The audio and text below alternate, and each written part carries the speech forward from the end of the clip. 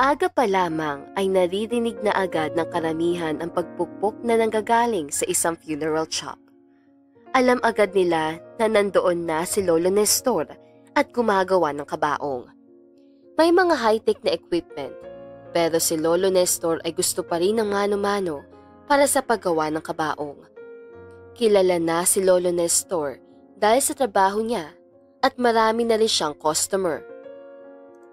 Lolo Nestor, ang aga natin ah. Bati ng tauhan ni Lolo Nestor sa kanya. Ganoon talaga para makarami. Sagot na matandang lalaki. Oh, nag-almusal ka na ba? May dala akong kape at pandesal dyan. Mag-almusal ka muna bago magtrabaho para hindi ka mahilo. Salamat po, Lolo. Sagot ng lalaki at ngumiti. Ngiti lamang din ang tinugo ni Lolo Nestor at nagpatuloy sa kanyang ginagawa. Matanda na si Lolo Nestor at mahina ng katawan, pero ayaw pa rin nitong tumigil sa pagtatrabaho. Ilang beses na itong pinahinto ng mga anak niya, ngunit ayaw nitong huminto. Kumbaga, parang kabiyak na ng buhay ni Lolo Nestor ang pagtatrabaho. Kuya Jepoy, nandiyan ba si tatay? Tanong ng anak na lalaki ni Lolo Nestor sa tauhan nitong si Jepoy. Napatigil naman sa pagnguya si Jepoy sa pagkain. Nasa loob po, sagot ni Jepoy. Masyado masipag ang tatay mo, Nonoy. Hindi na mapigil sa pagtatrabaho. Sinumpong nga po ng hika kagabi, sagot ni Nonoy bago magpahinga ng malalim. Sabi ng doktor, hindi na dapat nagtatrabaho si tatay at nagpapahinga na lang. Kaso po, makulit talaga si tatay. Nakasanayan na kasi masyado ni Lolo Nestor, sagot ni Jepoy at napailing.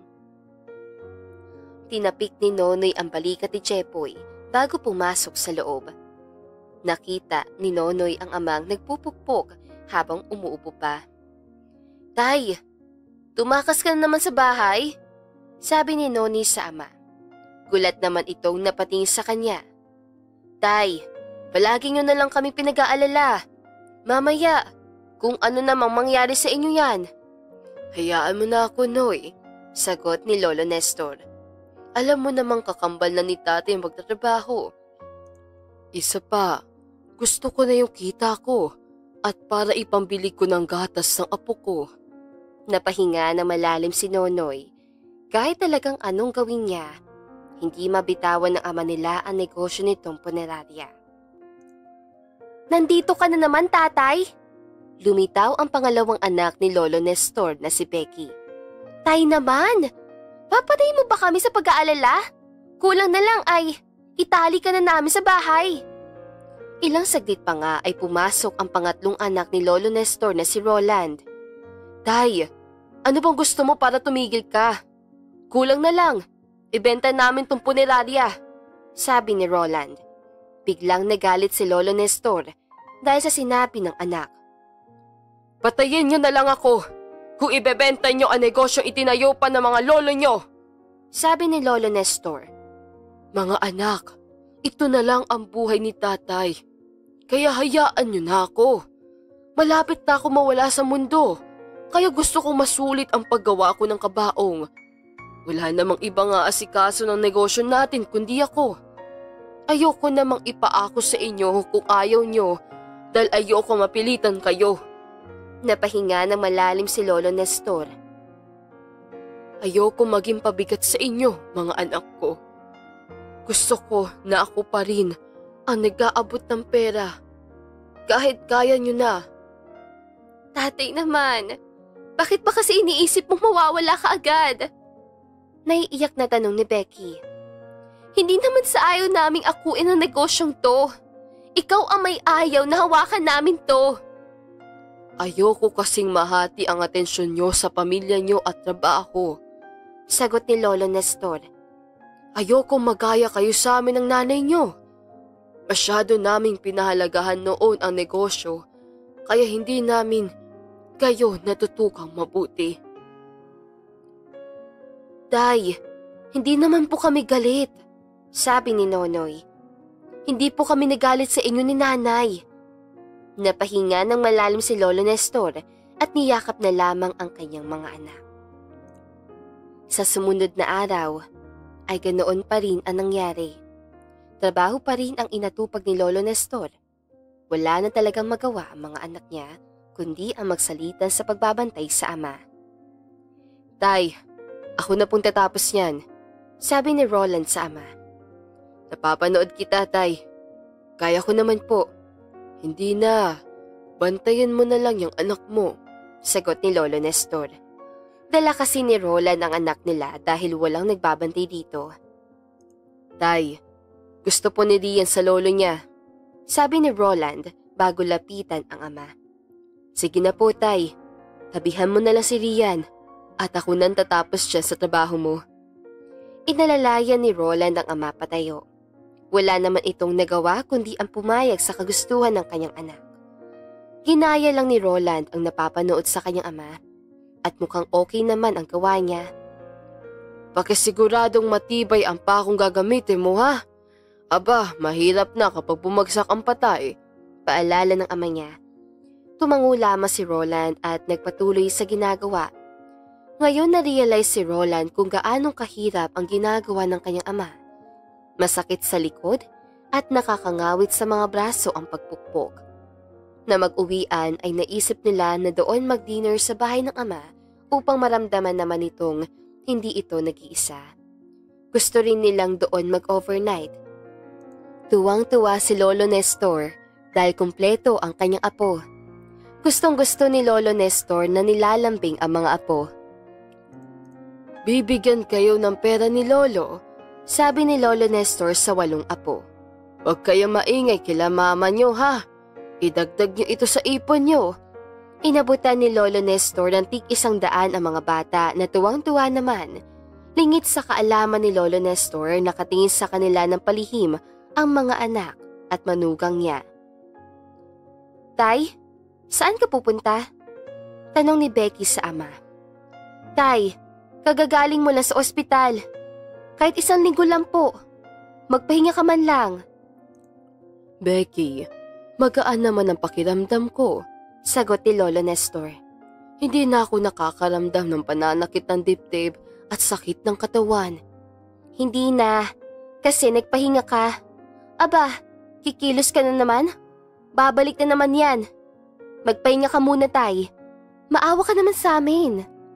Tumango lamang si Lolo Nestor pero tumakas pa rin ito.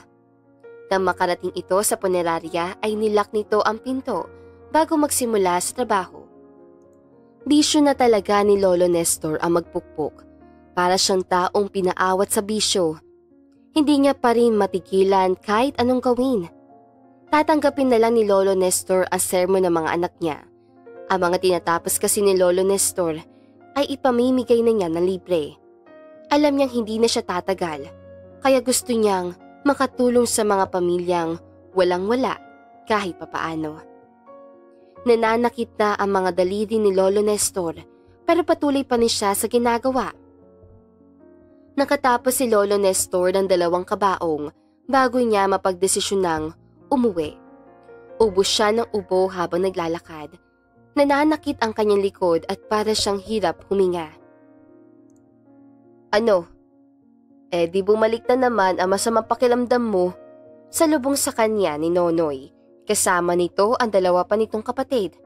Ang tigas sa ulo mo, Tay. Sobrang tigas.